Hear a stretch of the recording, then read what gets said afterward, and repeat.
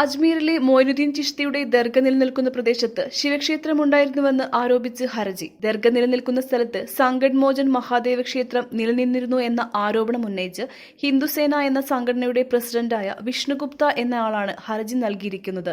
ദർഗ പൊളിച്ചു നീക്കണമെന്നും പ്രദേശത്ത് പ്രാർത്ഥിക്കാൻ ഹിന്ദുക്കളെ അനുവദിക്കണമെന്നുമാണ് ഹർജിയിലെ ആവശ്യം. ഹർജി ഫയലിൽ സ്വീകരിച്ച അജ്മീർ സിവിൽ ജഡ്ജി മൻമോഹൻ ചന്ദൽ ദർഗ കമ്മിറ്റിക്കും കേന്ദ്ര ന്യൂനപക്ഷ മന്ത്രാലയത്തിനും ആർക്കിയോളജിക്കൽ സർവേ ഓഫ് ഇന്ത്യയ്ക്കും രാജസ്ഥാൻ സർക്കാരിനും നോട്ടീസ് അയച്ചു. ദർഗ സ്ഥാപിക്കുന്നതിന് മുമ്പ് പ്രദേശത്ത് ശിവക്ഷേത്രം നിലനിന്നിരുന്നു എന്നതിന് 1910 ഹർവിലാസ് ശാരദ എഴുതിയ പുസ്തകം തെളിവാണെന്ന് ഹർജി പറയുന്നു. അതിനാൽ തങ്ങളുടെ വാദം ശരിയാണെന്ന് തെളിയിക്കാൻ ദർഗയിൽ ആർക്കിയോളജിക്കൽ സർവേ ഓഫ് ഇന്ത്യയെ കൊണ്ട് സർവേ നടത്തിപ്പിക്കണമെന്നാണ് ഹർജിക്കാരന്റെ ആവശ്യം. രാഷ്ട്രീയക്കാരനും ജഡ്ജിയുമായിരുന്ന ഹർവിലാസ് ശാരദയുടെ പുസ്തകം ഇങ്ങനെ പറയുന്നുണ്ടെന്നാണ് ഹർജിക്കാരന്റെ വാദം.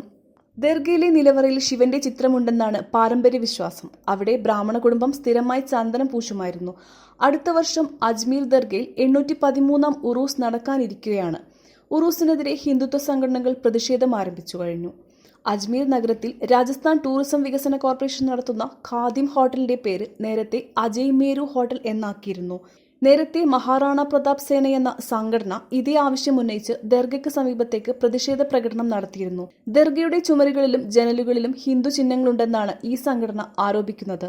അജ്മീർ ദർഗയ്ക്കെതിരെ കേസ് നൽകിയതിനെ ദർഗയുടെ കസ്റ്റോഡിയനായ സെയ്ദ് സർവാർ ചിശ്തി ചോദ്യം ചെയ്യുന്നു. മുസ്ലിം സമുദായത്തിനെതിരെ വെറുപ്പ് സൃഷ്ടിക്കാനാണ് കേസെന്ന് അദ്ദേഹം പറഞ്ഞു. ഓരോ ദിവസവും ഓരോ ക്രിമിനലുകൾ വന്ന് അവകാശവാദങ്ങൾ ഉന്നയിക്കുകയാണ്.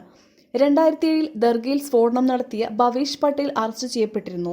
ദർഗ ഒരു ആരാധനാലയമാണ്. അഫ്ഗാനിസ്ഥാൻ, ഇന്തോനേഷ്യ തുടങ്ങിയ ലോകത്തിന്റെ വിവിധ ഭാഗങ്ങളിൽ നിന്ന് ലക്ഷക്കണക്കിന് പേർ സന്ദർശിക്കുന്ന സ്ഥലമാണിത്. പുരാതനമായ പള്ളികൾക്കെതിരെ നിരന്തരമായി ഇത്തരം ആക്രമണങ്ങൾ നടക്കുന്നു.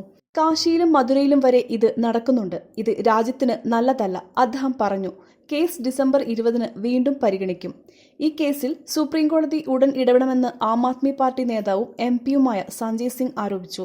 രാജ്യത്തെ ആരാധനാലയങ്ങളിൽ 1947 സ്ഥിതി തുടരണമെന്ന 1991 നിയമം കർശനമായി നടപ്പാക്കണമെന്ന് അദ്ദേഹം ആവശ്യപ്പെട്ടു. ഓരോ പള്ളിക്കും അടിയിൽ ക്ഷേത്രമുണ്ടെന്നോ ക്ഷേത്രങ്ങൾക്കടിയിൽ പള്ളിയുണ്ടെന്നോ ആളുകൾ അവകാശവാദം ഉന്നയിച്ചാൽ രാജ്യം നശിക്കും.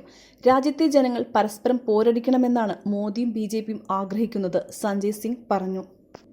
2007 ഒക്ടോബർ 11 റമദാനിലെ ഇഫ്താറിന് മുമ്പ് അജ്മീർ ദർഗയിൽ നടന്ന സ്ഫോടനത്തിൽ 3 പേർ കൊല്ലപ്പെട്ടിരുന്നു. 17 പേർക്ക് പരിക്കേൽക്കുകയും ചെയ്തു. ടിഫിൻ ബോക്സിൽ വെച്ച ബോംബാണ് പൊട്ടിത്തെറിച്ചത്. കേസ് അന്വേഷിച്ച രാജസ്ഥാൻ തീവ്രവാദ വിരുദ്ധ സേന സ്ഫോടനത്തിനു പിന്നിൽ ലഷ്കർ-ഇ-തോയ്ബ എന്ന സംഘടനയാണെന്ന് ആരോപിച്ചത്. എന്നാൽ അന്ന് കേന്ദ്രം ഭരിച്ചിരുന്ന കോൺഗ്രസ് നേതൃത്വത്തിലുള്ള UPA സർക്കാർ അന്വേഷണം ദേശീയ അന്വേഷണ ഏജൻസിക്ക് കൈമാറി. 2010 സ്വാമി അസീമാനന്ദ് നടത്തിയ കുറ്റസമ്മതത്തോടെയാണ് കേസിന്റെ ഗതി മാറിയത്. സ്ഫോടനത്തിന് പിന്നിൽ ഹിന്ദുത്വ സംഘടനകളാണ് എന്നാണ് സ്വാമി അസീമാനന്ദ് വെളിപ്പെടുത്തിയത്. അജ്മീർ സ്ഫോടനത്തിന് പുറമെ ഹൈദരാബാദിലെ മക്ക മസ്ജിദ് സ്ഫോടനം, മഹാരാഷ്ട്രയിലെ മലേഗാവ് സ്ഫോടനം, സംജോത എക്സ്പ്രസ് സ്ഫോടനം എന്നിവയുടെ ഉത്തരവാദിത്തവും അസീമാനന്ദ് വെളിപ്പെടുത്തി. ഇതോടെ പ്രതിസ്ഥാനത്ത് നിന്ന് മുസ്ലിം സംഘടനകൾ മാറി ഹിന്ദുത്വർ എത്തുകയായിരുന്നു. തുടർന്ന് നടന്ന അന്വേഷണത്തിൽ RSS പ്രവർത്തകരായിരുന്ന ദേവേന്ദ്ര ഗുപ്ത, ഭവേഷ് പട്ടേൽ, സുനിൽ ജോഷി, ലോകേഷ് ശർമ്മ, ചന്ദ്രശേഖർ ലേവി, ഹർഷാദ് സോളങ്കി, മെഹുൽ കുമാർ, മുകേഷ് വാസ്നി, ഭരത് ഭായ് എന്നിവരെയും പ്രതി ചേർത്തു. കേസിൽ 2017 മാർച്ച് 22 RSS പ്രവർത്തകരായ ദേവേന്ദ്ര ഗുപ്തയെയും ഭവേഷ് ഭായ് പട്ടേലിനെയും NIA കോടതി ജീവപര്യന്തം തടവിന് ശിക്ഷിച്ചു. സുനിൽ ജോഷി അതിനു മുമ്പ് തന്നെ ദുരൂഹ സാഹചര്യത്തിൽ വെടിയേറ്റ് കൊല്ലപ്പെടുകയും ചെയ്തു.